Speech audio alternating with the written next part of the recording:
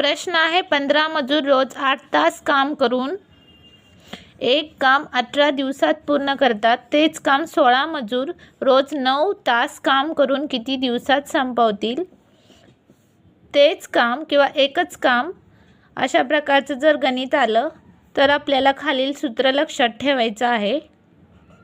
M1 D1 T1 बरोबर M2 D2 T2.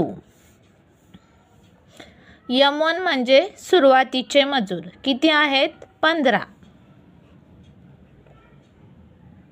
गुणिले D1 म्हणजे काय? तर सुरुवातीचे दिवस किती आहेत? 18. T1 म्हणजे काय? तर सुरुवातीची वेळ किती आहे? 8 तास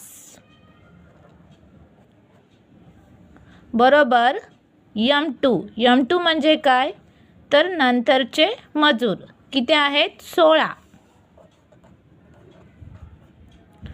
D2 म्हणजे नंतरचे दिवस ते आपल्याला काढायचे आहेत.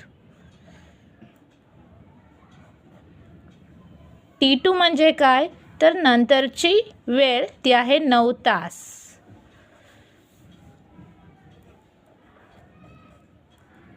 पंधरा गुणिले 18 गुणिले 8 भागिले 16 गुणिले 9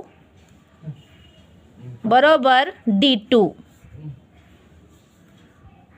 9 एके 9, 9 दुनी 18, 8 एके 8, 8 दुनी 16, बेक बे 15 बरोबर D2.